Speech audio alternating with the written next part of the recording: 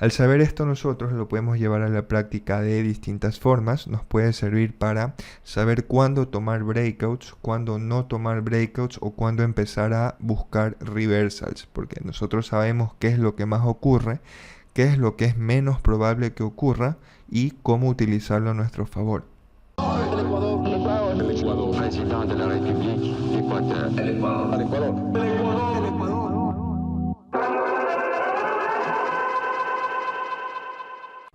Hola, ¿qué tal traders? Bienvenidos a mi canal JGPM, les saluda J y en este video vamos a hablar acerca de cómo utilizar las estadísticas aplicadas al day trading.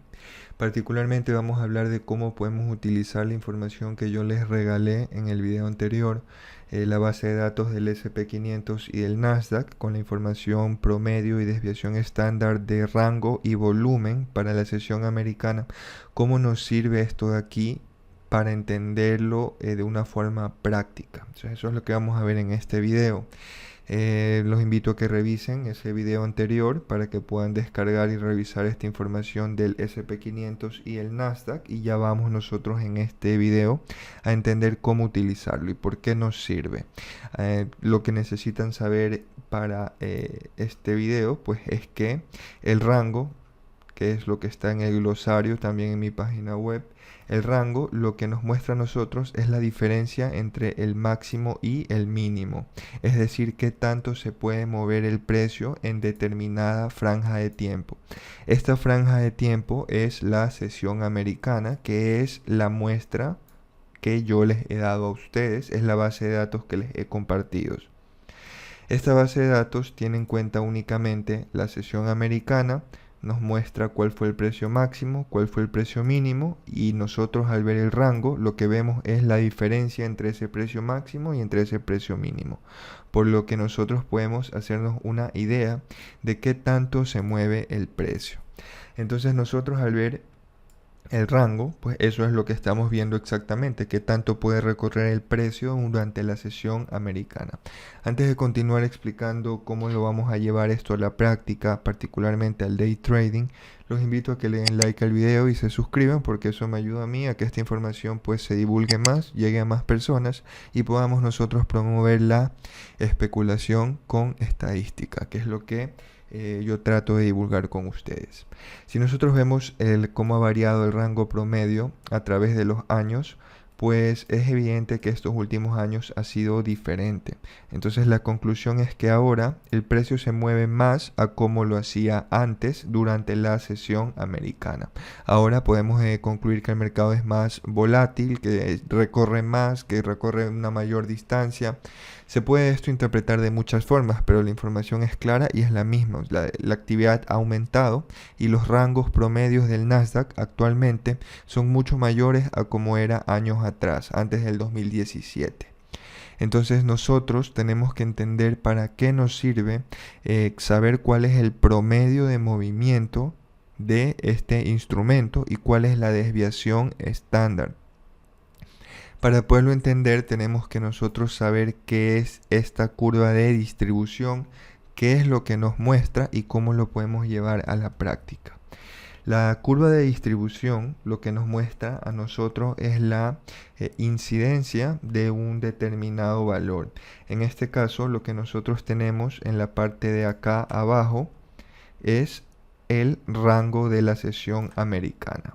Y lo que nosotros vemos en esta curva de distribución es la incidencia de estos rangos. Con incidencia yo me refiero a qué tanto ocurre. Entonces, qué tanto ocurre un rango de 20 puntos, qué tanto ocurre un rango de 60 puntos, qué tanto ocurre un rango de 240 puntos, qué tanto ocurre uno de 140. Al ver esto, nosotros pues realmente lo que estamos viendo es un concepto muy parecido al volume profile, que es una distribución solo que de volumen y relativo a los precios. Nosotros aquí estamos viendo la distribución de la incidencia de los rangos. Entonces, si ustedes se fijan, lo que más ocurre es lo que está en esta parte de aquí. Entonces, lo que más ocurre es un rango entre 60 y 80 puntos y es muy normal, pues lo correcto es que esto de aquí a nosotros nos coincida con el promedio, que si ustedes se fijan, el promedio está exactamente en 66 puntos teniendo en cuenta toda la muestra. Entonces este promedio va a ser lo que más ocurre, por eso está aquí. Si se fijan, la incidencia de esto es la máxima, o sea, esto es lo que más pasa. Y lo que menos ocurre va a ser lo que pase de la desviación estándar hacia la derecha. Esto de la desviación estándar es parecido al concepto pues del value area. Si se fijan, la desviación estándar está en 138. Esto es en max range, es donde yo comparto la desviación estándar y está en 138. ¿Esto qué quiere decir? Que el rango oscila entre 66 y 138 puntos. Si nosotros vamos a la curva de distribución, podemos ver que los 138 aproximadamente estarían por aquí y el promedio estaría aproximadamente por aquí. Entonces, si ustedes se fijan, lo que ocurre de aquí para acá, esto es muy poco la cantidad de veces que ocurre. Eso quiere decir que la cantidad de veces que el rango de la sesión americana para el Nasdaq nos va a dar a nosotros un rango mayor a la desviación estándar, que es de 140, pues esto ocurre muy poco. ¿Ya? Eso es exactamente la desviación estándar y el promedio es lo que se ve pues acá. Lo que más ocurre es el promedio y lo que menos ocurre es todo lo que hay desde la desviación estándar hacia la derecha. Al saber esto, nosotros lo podemos llevar a la práctica de distintas formas. Nos puede servir para saber cuándo tomar breakouts, cuándo no tomar breakouts o cuándo empezar a buscar reversals, porque nosotros sabemos qué es lo que más ocurre, qué es lo que es menos probable que ocurra y cómo utilizarlo a nuestro favor. Lo que esté desde la desviación estándar hacia la derecha, esto ocurre muy poco. Eso, si se fijan, la incidencia aquí empieza cada vez a disminuir de una forma muy drástica. Eso cada vez ocurre menos y ya de 250 en adelante esto ocurre pero muy poco comparado a cómo ocurren los promedios que van desde 60 a 80, más o menos todo esto que está en esta zona. Entonces, de forma práctica, lo que yo siempre trato de hacer es buscar este promedio, buscar esto de aquí. Yo o pues los que siguen mi operativa en los canales públicos, los que comparto, los invito a que los revisen, se unan, pues estén un poco atentos en lo que comparto.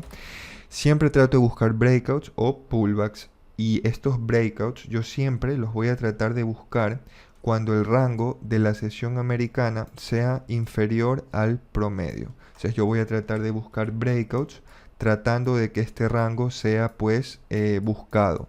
O sea, por ejemplo, si yo opero el Nasdaq, bueno, no lo hago realmente, pero sé que muchos lo hacen y por eso pues he compartido estas estadísticas.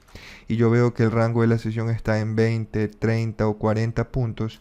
Tiene sentido que yo busque breakouts porque todavía estoy por debajo del promedio.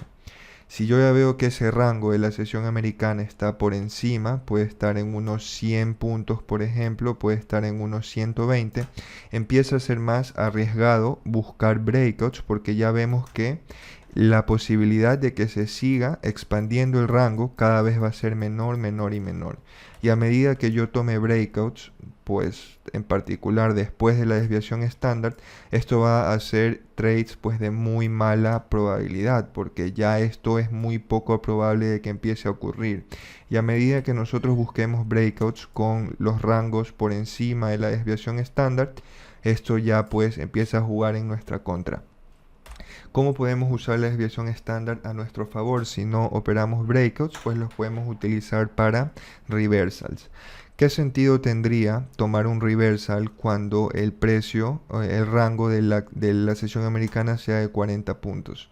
La idea, pues yo pienso que una de las principales ideas de tomar un reversal es tratar de agarrar un máximo o mínimo de la sesión.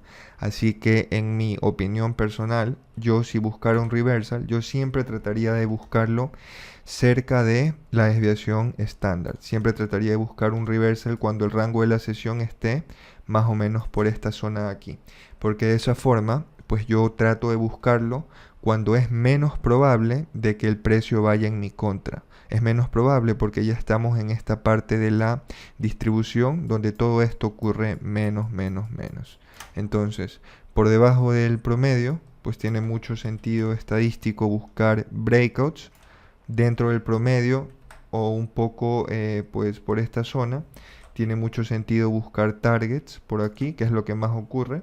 Y ya cuando vemos la incidencia de los rangos, que esto ya ocurre muy poco, pues buscar breakouts es contraproducente y lo ideal sería tratar de buscar reversals, ya que cada vez es menos probable que se siga expandiendo el rango de la sesión americana.